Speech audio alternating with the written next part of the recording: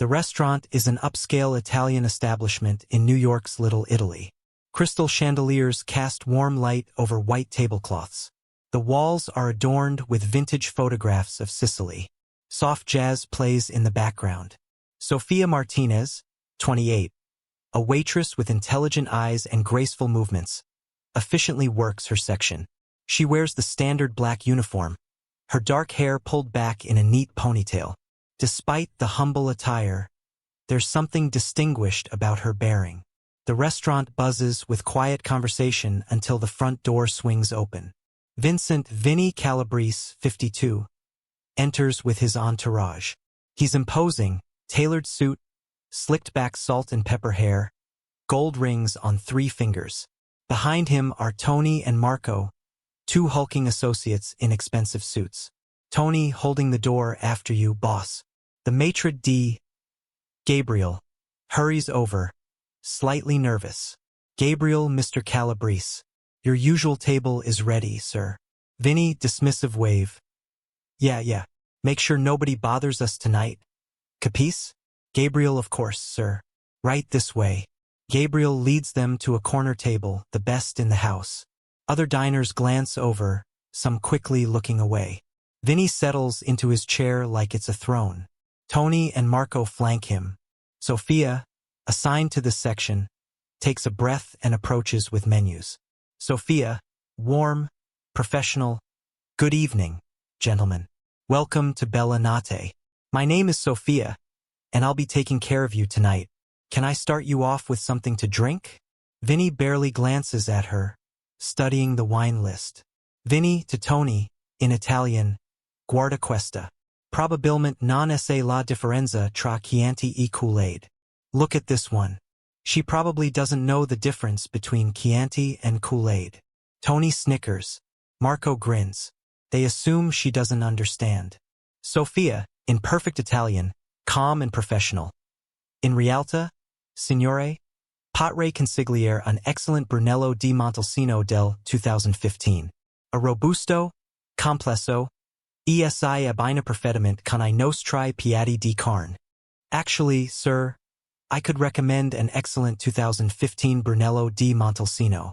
It's robust, complex, and pairs perfectly with our meat dishes. Vinny's head snaps up. His eyes narrow as he truly looks at Sophia for the first time. Tony and Marco exchange uncomfortable glances. Vinny, switching to English, recovering. You speak Italian. Sophia, slight smile, fluently. My grandmother was from Palermo. She insisted I learn properly, none of the American shortcuts. An uncomfortable silence hangs in the air. Vinny's jaw tightens. Vinny, defensive, aggressive. You got some nerve, girl. You know who you're talking to? Sophia, meeting his gaze. I'm talking to a customer who made an assumption. It happens. Now, about that wine, would you like to hear more about our selection? Or would you prefer I give you a moment with the menu? Vinny leans back, reassessing. He's not used to being challenged, especially not by a waitress. Marco, trying to smooth things over. Boss, maybe we should just... Vinny, cutting him off, still in Italian. Zitta, questa ragazza pensa di essere intelligent.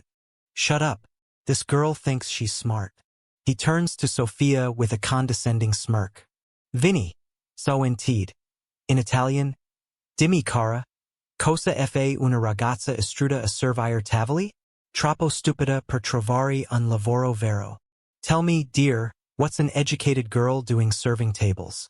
Too stupid to find a real job. The other patrons can't understand, but they sense the tension. The nearby tables have gone quiet. Sophia's expression remains composed, but her eyes flash with steel. Sophia, in Italian, measured and direct. Con rispetto, signor Calabrese, l'intelligenza non si misura dal lavoro che uno fa.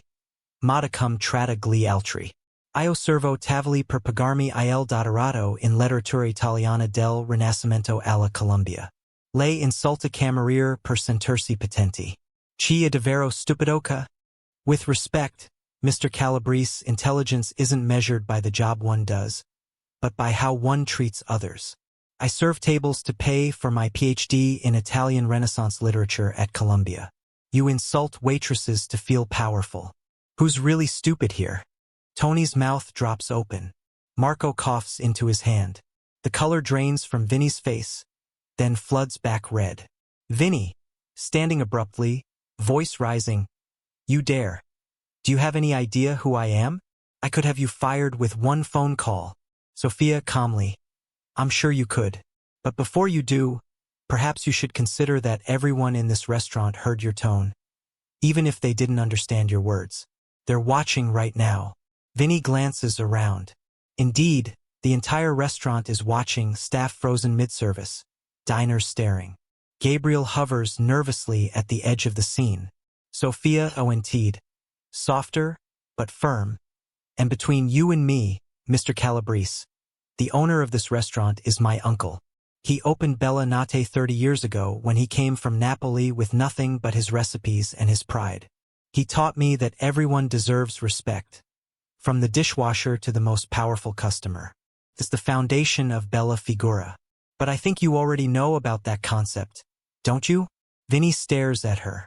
The mention of Bella Figura, the Italian principle of maintaining dignity and making a good impression, hits home. Marco, quietly, boss, maybe we should. Vinny, dismissive hand. Shut it, Marco. Vinny slowly sits back down. He's silent for a long moment, studying Sophia's face. The restaurant holds its collective breath. Vinny, quieter, in Italian. Tua nonna era di Palermo? Your grandmother was from Palermo. Sophia, in Italian. Si. Maria Gabriella Benedetto. Ha lasciato la Sicilia nel 1963. Yes. Maria Gabriella Benedetto. She left Sicily in 1963. Something shifts in Vinny's expression. A flicker of recognition, perhaps memory. Vinny, in Italian, softer. Benedetto, conoscevo quella famiglia. Brava gente. Benedetto, I knew that family. Continues good in people. English, his voice losing its edge. Vinny's ONT'd my mother. She used to say the same thing your uncle taught you. About respect. Before she passed, she'd slap me upside the head if she heard how I just spoke. Sophia remains standing, professional but present. Sophia, my grandmother, always said that respect costs nothing, but rudeness can cost everything. Vinny nods slowly. He removes his gold-rimmed reading glasses from his pocket and actually looks at the menu properly. Vinny, gruffly, this Brunello you mentioned. Bring us a bottle. And I'll have the osso buco. These two idiots can order for themselves. Tony, relieved. I'll take the chicken parm. Marco, same for me. Sophia, writing it down, excellent choices. I'll get that wine started for you right away. She turns to leave. Vinny, wait. Sophia turns back. Vinny, ONT'd. Awkward, and used to apologizing. What I said before. About you being stupid. I was out of line. The restaurant seems to exhale. Somewhere in the kitchen, dishes clatter as life resumes. Sophia, graciously. Thank you, Mr. Calabrese. That takes courage. Vinny, gruff. Yeah, well, don't make a big thing out of it. Sophia nods and walks toward the bar. As she passes Gabriel, the maitre d' gives her an impressed look. At the bar, her coworker Jessica leans in. Jessica, whispered, urgent. Girl, are you insane? Do you know who that is? Vincent Calabrese. My cousin says he runs half the construction in Brooklyn. Sophia, calm, preparing wine glasses. I know exactly who he is, Jess. That's why it was important. Jessica, important? You just dressed down a mob boss. Sophia, pouring wine. I stood up for myself. There's a difference. My grandmother didn't leave Sicily and build a life here so her granddaughter could be disrespected in her own uncle's restaurant. Jessica, but what if he... Sophia, then he does. But I won't bow to bullies, Jessica. Not even expensive ones in custom suits. Jessica shakes her head in disbelief as Sophia places the wine glasses on a tray. The dinner service continues. Sophia delivers the wine, then the meals. Throughout the evening, she maintains her professional demeanor. Vinny is noticeably more courteous, even saying please and thank you. Tony and Marco seem confused by their boss's transformation. As Sophia clears the main course plates, Vinny, the ossobuco was excellent. My compliments to the chef. Sophia, I'll tell him. That's my Uncle Sal. He's been making it the same way for 3 decades. Vinny, slight smile, traditional. I respect that. He pauses, then. Vinny, fluent. This PhD you're working on, Renaissance literature. What's your focus? Sophia is surprised by the genuine question. Sophia, I'm writing my dissertation on Dante's influence on Machiavelli's political philosophy. The intersection of morality and power in Italian thought. Vinny, interested. The Prince. I've read it. It is better to be feared than loved, if you cannot be both. Sophia, slight smile. Everyone quotes that line. But most people miss Machiavelli's real point, that true power comes from the respect of the people, not just their fear. A prince who rules only through fear will eventually fall. Vinny considers this, a complex expression crossing his face. Vinny, smart girl. Your grandmother taught you well. Sophia, she taught me that knowledge is the one thing no one can take from you, and that how you treat people defines who you are, not what you have. Vinny nods slowly. After a moment, Vinny, dessert. What do you recommend? Sophia, the tiramisu is made from my grandmother's recipe. It's the best in the city. Vinny, 3 orders. And bring coffee. The real stuff, not that American dishwater. Sophia, with a genuine smile. Espresso. Coming right up. The restaurant is winding down. Most tables are empty. Vinny's table is finishing their coffee. Sophia approaches with the check in a leather folder. Sophia, whenever you're ready, gentlemen. Vinny opens the folder, pulls out a gold card, then adds several bills, clearly far more than necessary. Vinny, keep the change. Sophia, glancing at it, sir, this is too much. Vinny, consider it an apology. And maybe a small investment in education. He stands, buttoning his suit jacket. Tony and Marco rise as well. Vinny, fluent. To Sophia, in Italian. Tua nonna sarebbe orgogliosa di te. Hai spina dorsale. Rispetto questo. Your grandmother would be proud of you. You have a backbone. I respect that. Sophia, in Italian. Grazie, signore. Ispiro che sua madre sarebbe orgogliosa anche di lei. Thank you, sir. And I hope your mother would be proud of you too. Vinny pauses, then nods. A moment of understanding between them. Vinny, in English, when you finish that PhD, you let me know. Someone with your intelligence and courage shouldn't be serving tables forever. Could always use smart people in my businesses. Sophia, diplomatically. I appreciate the offer, Mr. Calabrese. But I think I'll stick to teaching. Less complicated. Vinny, slight smile, probably smarter. You take care of yourself, Sophia. And your uncle, tell him he runs a class establishment. Sophia, I will. Buona notte. Vinny, buona notte. Vinny and his associates head toward the door. As they leave, Vinny pauses and turns back. Vinny, fluent. Louder, so others can hear. And hey, anyone gives this girl trouble, they answer to me. Pass that along. With that declaration, he exits. The restaurant door closes behind him. Gabriel rushes over to Sophia. Gabriel, excited. Rapid. What just happened? I thought we were all done for. He looked ready to explode. Then suddenly he's tipping you like you're royalty and threatening people on your behalf. Sophia, calmly collecting the payment. I just reminded him that respect is a two-way street. Sometimes people forget. They need someone to remind them. Jessica, joining them, girl, you've got more guts than anyone I know. But seriously, aren't you scared? What if he comes back? Sophia, thoughtful. You know what my grandmother used to say? The only thing more dangerous than a powerful person is being afraid of them. Fear makes you powerless. Standing your ground with respect, that's what creates change. Sophia looks at the generous tip again, then at the business card Vinny left behind with a phone number. Sophia, fluent.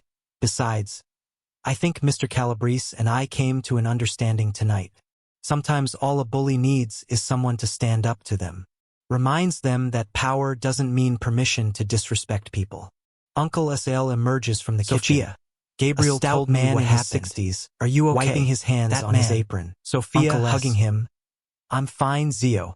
Everything's fine. Actually, he loved your osso buco. Said to tell you it was excellent. Uncle Sal, skeptical. After he insulted you? Sophia, after I called him out, you mean? Don't worry. I think we taught him a lesson about manners tonight. The kind Nana would approve of. Uncle Sal studies his niece's face, then breaks into a proud smile. Uncle Sal, your grandmother. God rest her soul. She's smiling down right now. That woman never backed down from anyone either. Remember when the city inspector tried to shut us down over nonsense? Sophia, laughing. She gave him a 20-minute lecture in Sicilian about respect and honesty. He left apologizing. Uncle Sal, chuckling, just like her mother before her. Strength runs in our family, Tesoro. Not the kind that intimidates, but the kind that stands firm. He squeezes her shoulder affectionately. Uncle Sal, so indeed. Now go home. You've had enough excitement for one night. I'll see you tomorrow. Sophia, good night, Zio. As Sophia heads to the back to collect her things, Jessica walks with her. Jessica, so what are you going to do with that business card? Sophia, pulling it out, looking at it. Keep it as a reminder. Jessica, a reminder of what? Sophia, thoughtful, that everyone has the capacity for change. Even people who seem impossible. Sometimes all it takes is someone brave enough to hold up a mirror and show them who they're becoming. She tucks the card away. Sophia, cont'd, and maybe, just maybe, tonight Mr. Calabrese remembered what his mother taught him, that real power isn't about making people fear you. It's about earning their respect. Jessica, you think he'll actually change? Sophia, shrugging, maybe not completely. But if he's a little kinder to the next waitress, to the next person he sees as beneath him, that's something. Small changes in powerful people can ripple out in big ways. They reach the staff room. Jessica, you know, when I grow up, I want to be as brave as you. Sophia, laughing, Jess, you're 26. Jessica, grinning, exactly. Still got time to learn from the master. They embrace briefly. Then Sophia collects her bag and jacket. Sophia exits the restaurant into the New York night. The street is quieter now, just a few pedestrians and distant traffic sounds. She pauses to breathe in the cool air. A black sedan is parked across the street. The window rolls down, it's Marco. Marco, calling out, "Hey, Miss Martinez." Sophia tenses slightly but walks over cautiously. Sophia, yes? Marco, sheepish, boss wanted me to wait. Make sure you get home safe. He felt bad about earlier. Sophia, softening, that's thoughtful. Tell him I appreciate it, but I take the subway every night. I'll be fine. Marco, he figured you'd say that. But between you and me, I'm glad you stood up to him. Nobody ever does. It's good for him. Keeps him human, you know? Sophia, smiling slightly. We all need that sometimes. Marco, yeah. Anyway, you have a good night. And hey, you really do speak Italian beautifully. My Nana would have loved you. Sophia, grazie. Marco, get home safe. The window rolls up, and the sedan pulls away. Sophia watches it go, then turns toward the subway entrance, a slight smile on her face. Sophia, to herself, in Italian, grazie, Nana, per tutto. Thank you, grandmother, for everything. She descends into the subway, confident and unbowed.